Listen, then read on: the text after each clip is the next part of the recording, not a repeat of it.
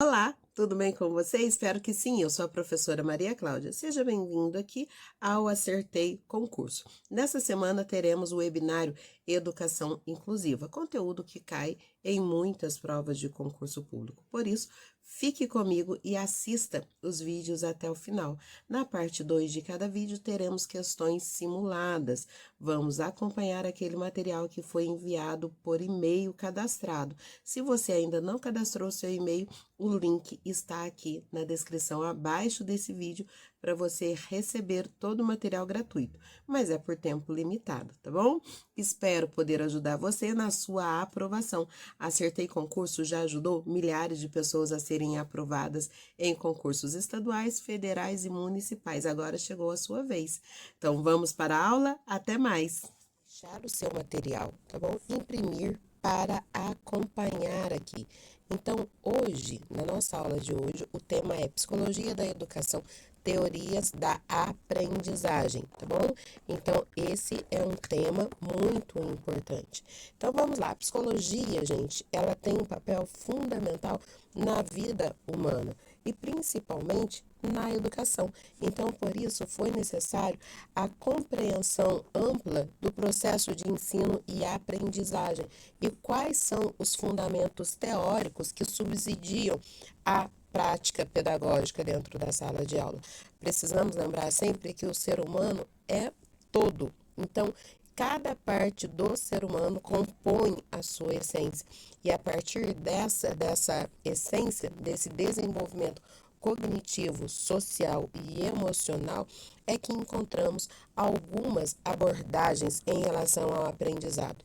Entre elas temos o behaviorismo, o construtivismo, o socio-interacionismo e aprendizagens significativas e as humanistas, tá bom? Então, olha só, tudo isso é de grande importância para o professor. Então, a psicologia da educação, ela vai investigar principalmente os processos biológicos, sociais, culturais da prática educativa. Com qual objetivo? Para orientar o professor na sua avaliação e intervenção pedagógica. Então, vamos aqui para a primeira, tá? A primeira é o construtivismo. Os autores é o Watson e o Skinner. Vamos lembrar que no construtivismo o foco principal é a repetição, tá bem? Então, vamos lembrar aqui dos experimentos que tinha com o cachorro. Toda vez que o sino tocava, o cachorro recebia ali uma recompensa, um biscoitinho. O sino tocava, o cachorro recebia a recompensa. Então, esse é um comportamento observável, a busca da recompensa, tá bom? E aí, a partir do momento em que o sino tocava, o cachorro já se colocava em prontidão para receber o biscoitinho. Então, é aquela troca. Depois da aprendizagem, através desse estímulo por esforço, vai se acrescentando mais coisas. Mas, por exemplo, a gente começa do mais fácil para o mais difícil e assim vai recompensando o aluno. Então, o reforço positivo gera um resultado positivo. O estímulo negativo vai gerar aí também um resultado, mas a repetição e o treino são o foco principal do behaviorismo. Por exemplo, tá? Uma atividade prática aqui, decorar o alfabeto, decorar a tabuada.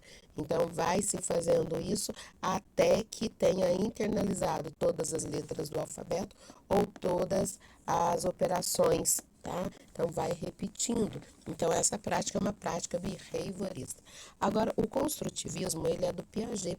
Nós tivemos aqui no Brasil um tempo que o construtivismo ele foi compreendido de maneira equivocada, mas o construtivismo é um processo ativo. Então, quando a gente fala das metodologias ativas, estamos falando do construtivismo. O aluno, ele é capaz de construir o seu próprio conhecimento pela mediação do professor. Guarda essa palavra aí, mediação do professor, no processo de construção do conhecimento. Piaget falou muito sobre os estágios do desenvolvimento, tanto também do desenvolvimento cognitivo. Então, para ele, começava lá do pequenininho, do 0 ao 2, que é o sensório motor. onde as crianças estão conhecendo o seu espaço de convivência, e nesse sensório motor há ali alguns ganhos, tá bom? Então a criança ela tende a tocar mais, a conhecer mais, a colocar mais coisas na boca. Já viram na creche, gente? Criancinha quer colocar tudo na boca. Depois vem o pré-operatório, que aí vai ser dos 3 aos 7 anos, mais ou menos, tá bom? Nessa fase que ele já operou, ele já tem alguns conceitos, principalmente os conceitos matemáticos, as formas geométricas, as cores, os tamanhos, peso, ele já tem isso, então ele já sabe fazer a relação, tá bem? Depois, esse operatório concreto, aí ele começa a fazer os testes, se esse funciona, se aquele não funciona.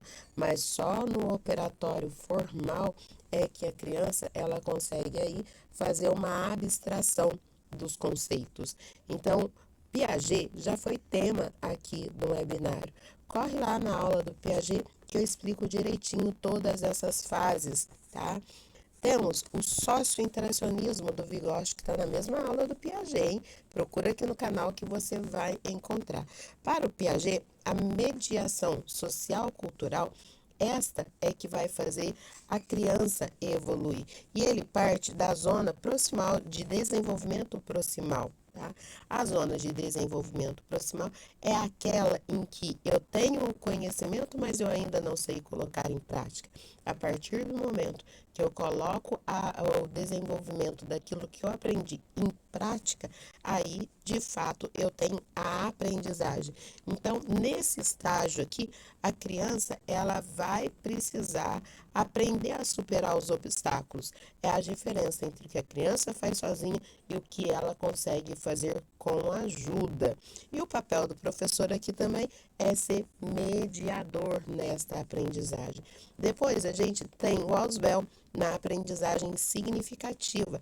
Daí, esse aprender é relacionar a conhecimentos que já existiam, que já estavam internalizados.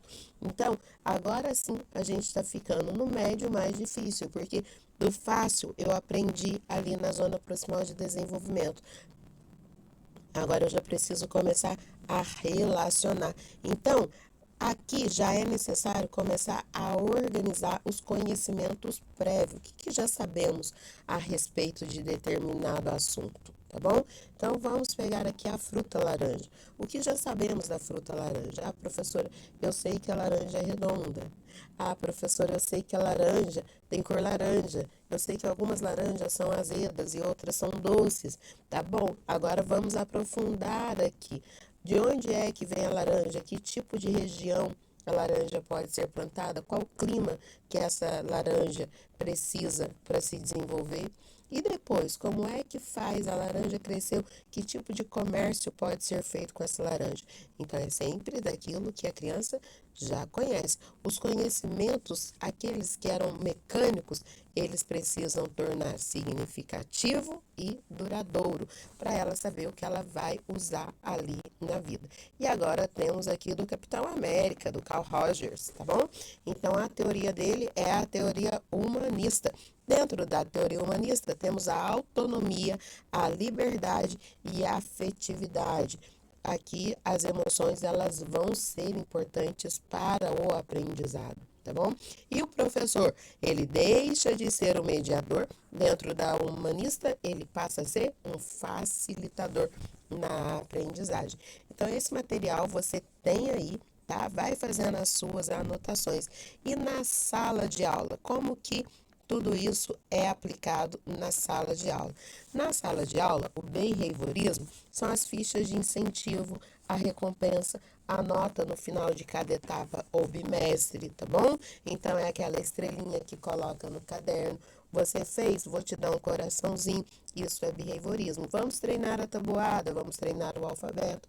Vamos aqui treinar 10 vezes a colocação pronominal. Então, behaviorismo. Agora, o Piaget é através de experimentos, tá? De jogos adequados a cada estágio. Então, esses experimentos, cabe, não cabe, tá? Encaixa, não encaixa, Que cor que vai ficar se eu misturar verde com azul, tá? Então são atividades práticas. O Vygotsky, ele sempre vai falar que você precisa do outro para aprender. É a teoria do socioconstrutivismo, socioemocional agindo ali. Eu sempre vou precisar do outro. Então, são os trabalhos em equipe, tá? O Ausubel, tá? Ele vai falar sobre os mapas mentais e os resumos, muito utilizado atualmente dentro da sala de aula. E o Capitão América, o Rogers, ele vai falar da experiência e da valorização do aluno em relação ao professor, se ele gosta ou não gosta de fazer aquela atividade. Então, gente, na prática escolar, essas teorias, elas não se apresentam de forma isolada. Fazemos isso o tempo todo na sala de aula, só que não damos os nomes dos teóricos. Agora que você está estudando para o concurso público, você vai começar a lembrar. Foi fazer trabalho em equipe? Opa, estou fazendo um trabalho dentro do Vygotsky. Ah, não, agora eu vou te dar um coraçãozinho, porque você foi lindo e fez essa atividade maravilhosa. É o behaviorismo do Skinner, tá bem? Então, agora vai estar na hora do jogo. Vamos fazer um jogo de matemática, tabuada aqui.